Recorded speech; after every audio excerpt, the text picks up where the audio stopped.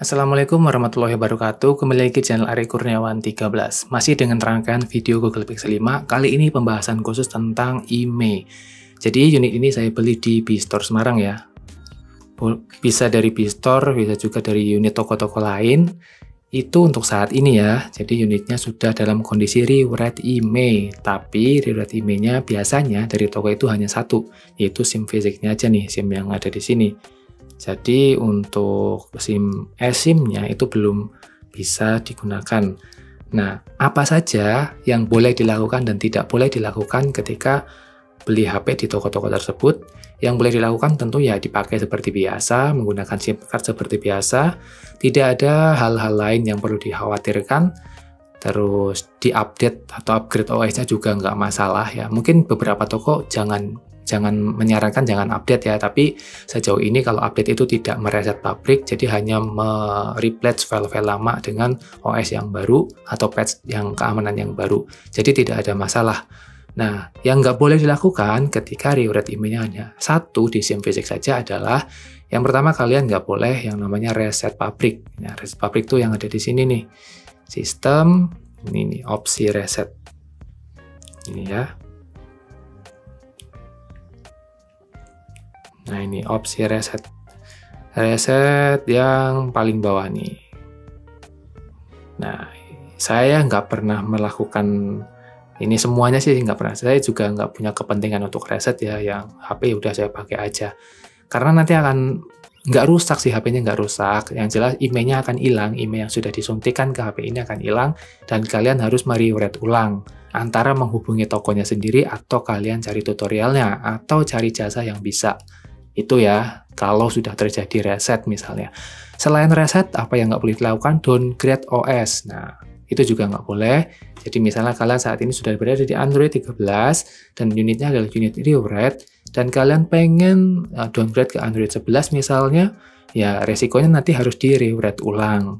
Sinyalnya hilang ya, jadi IMEI-nya akan kembali ke 004 itu. Jadi IMEI-nya akan keacak lagi. Nah, hal-hal lain ya, yang misalnya kalian dapat unit rewrite, misalnya nih baru beli dari toko, kayak kemarin saya beli di B-Store itu masih ada Magisnya nih. Jadi Magis ini masih terinstall ya, kemarin masih ada di daftar aplikasi ini. Kalian nggak usah bingung, nggak usah repot-repot, nggak usah khawatir, nggak usah panik. Yang jelas itu kalian buka aja Magisnya, lalu copot Magis.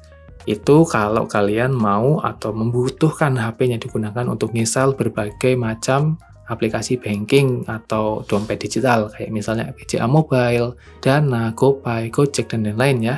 Apalagi yang misalnya ojek online, karena kalau kedeteksi root, nanti akan dianggap curang, kayak gitu ya.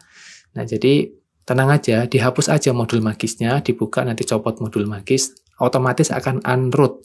Nah, kalau sudah kayak gitu, aman HP-nya, tapi tetap kondisinya UBL. Ya, nggak usah bingung, UBL itu nggak masalah. Jadi, yang bermasalah itu ketika root ya, karena ketika root itu aplikasi semacam ini kayak BCA, Dana kayak gitu nggak mau diinstal ya, karena dianggap mengkhawatirkan jika data-data pribadi akan diambil oleh seseorang yang tidak bertanggung jawab.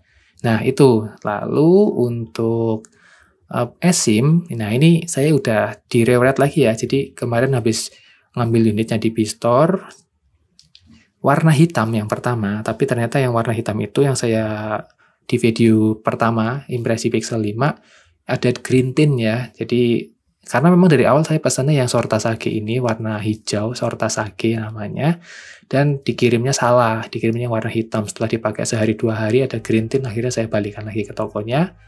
Masih ada garansi, saya punya video unboxing ya, yang jelas. Akhirnya ditukar yang ini.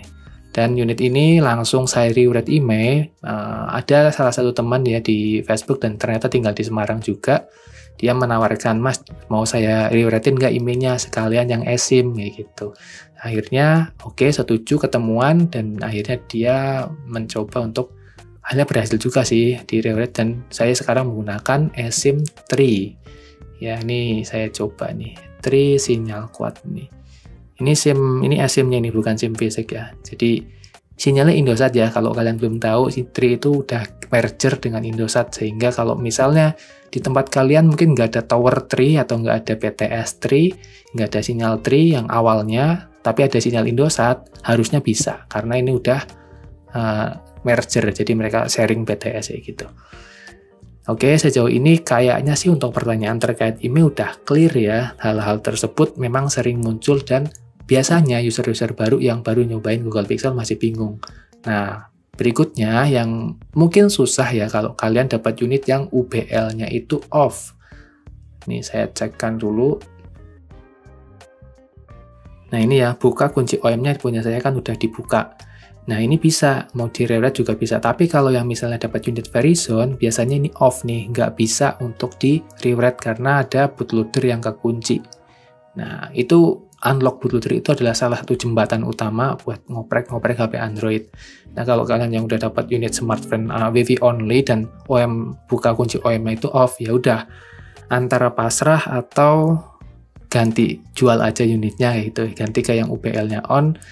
Karena saya tanya ke teman kemarin yang ada di Semarang itu, memang agak sulit ya. Dia bilang bisa sih, tapi agak sulit untuk melakukannya. Tapi ya nggak tahu ya, yang jelas saya kurang menyarankan kalau kalian dapat unit yang ini, misalnya mau dipakai harian gitu ya. Terkait email kayaknya itu aja, misalnya kalian membutuhkan jasa rewrite email atau apa, DM saja ke Instagram @aryakurnia13. Mungkin akan saya arahkan ke teman saya ya, semoga bisa membantu. Untuk ini itunya ya kalian bisa kontak ke, mungkin nanti saya kasih kontaknya lewat DM Instagram aja, nggak akan saya sebarkan di sini ya karena itu termasuknya agak privat ya ranahnya. Oke, jika masih ada pertanyaan tentang per-email atau tentang kondisi HP yang kalian punya tentang Google Pixel, sampaikan aja di kolom komentar atau DM ke Instagram @aryakurnia13. Saya akan bisa bantu semampu saya dan setahu yang saya tahu ya. Jadi di luar kemampuan saya ya, mungkin kalian bisa cari aja di internet atau di forum-forum. Terima kasih, semoga video ini bermanfaat. Wassalamualaikum warahmatullahi wabarakatuh.